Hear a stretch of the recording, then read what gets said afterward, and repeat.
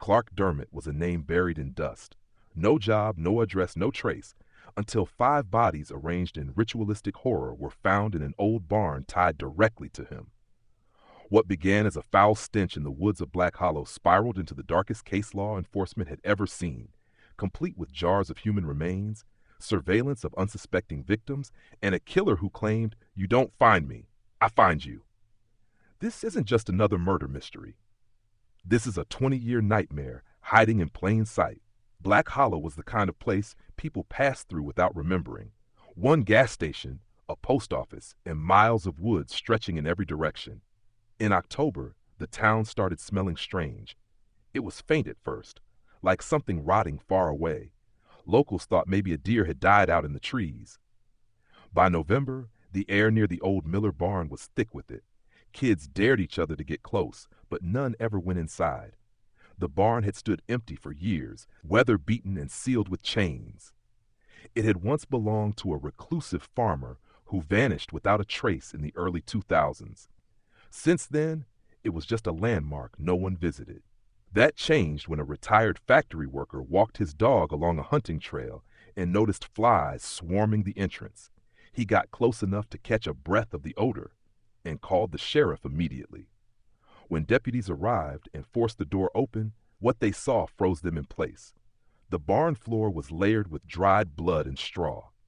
In the center, 5 bodies sat upright, positioned as if in silent conversation. 4 adults and 1 small child, all in varying stages of decay. Their eyes were gone. Their mouths were tightly sewn shut. Dried blood symbols circled them like some kind of ritual. Word spread fast. Officers who had worked everything from murders to meth labs said this was worse than anything they'd seen. No one knew it yet, but this was only the surface of something far darker.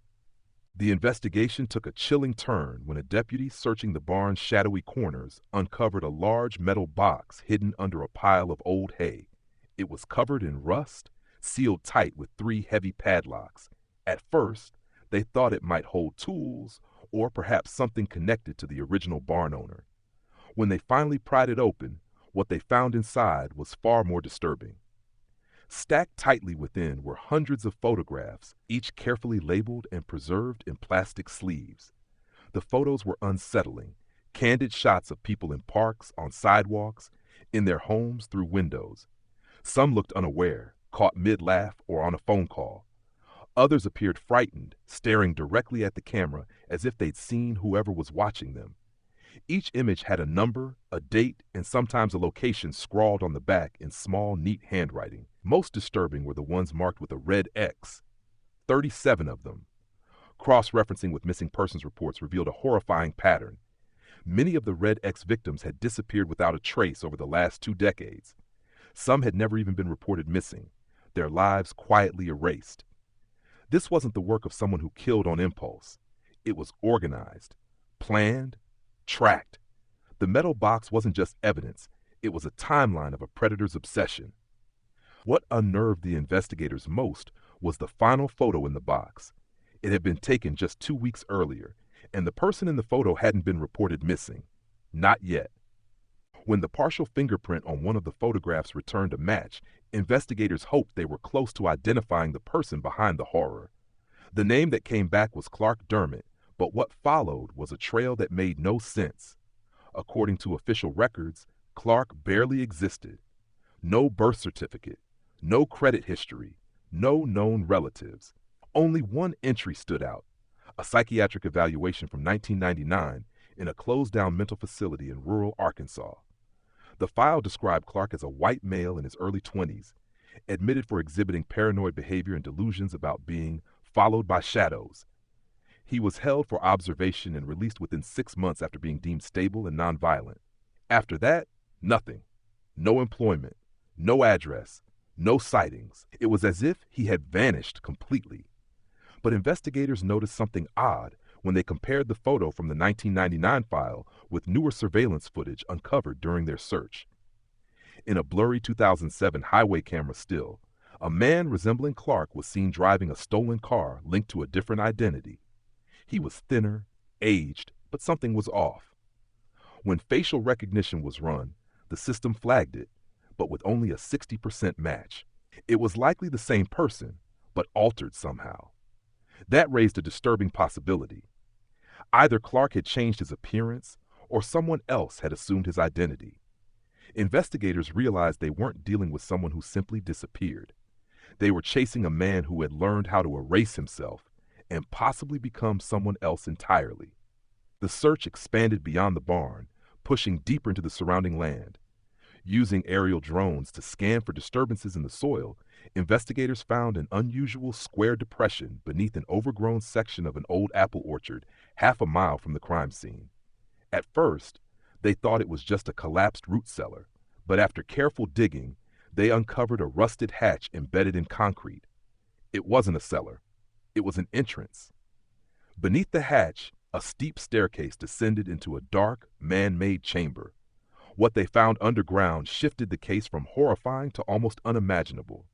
The bunker stretched in a narrow corridor lined with shelves, each one holding meticulously labeled jars filled with preserved human remains. Teeth, nails, clumps of hair, even eyeballs floating in yellowish fluid. Every jar matched a photo number from the metal box. The air was stale, and the walls were covered with handwritten scrawlings, phrases repeated over and over like mantras. They are not gone. The soul must stay. The body is the record. A single desk stood at the far end of the chamber. On it sat a notebook filled with detailed logs. Each page described a victim, the date they were taken, and cryptic references to how their essence had been stored. One entry described removing a heart too early and how the memory faded. Even more disturbing was a monitor still powered by a generator. It showed live surveillance footage from a storage unit where only hours later, police would find another posed body, fresh, waiting to be discovered. The investigation stalled, but a strange lead surfaced from an unlikely place. A motel manager in Idaho, cleaning out a long unclaimed lost and found box, turned over a mini DV camcorder to local police. The camcorder was old and dusty with a single tape inside. Written on the label were the words, "For whoever finally finds me." Authorities handed it to the FBI, who played it expecting a confession or perhaps more evidence. What they saw instead was chilling. The footage began with handheld clips of city streets, zoomed-in shots of strangers, and quiet zooms into windows at night. The person holding the camera never spoke, but heavy breathing and occasional muttering could be heard. Hours of footage followed, always silent, always from a distance. It was clear this person had followed dozens of individuals, blending into crowds, never seen. In the final 10 minutes of the tape, the camera was turned around. For the first time, the man behind the lens revealed himself, thin, pale, eyes deeply sunken but disturbingly alert. He stared into the lens without blinking. Then he smiled faintly and said one sentence that would replay in agents' minds for years. "You don't find me, I find you. And if you're watching this, I already have." The screen cut to black. Since that day, every November, around the same time the barn was discovered, a new unmarked envelope arrives at a random police station across the country. Inside is a photo of someone alive. Weeks later, they disappear. No leads, no suspects, just silence.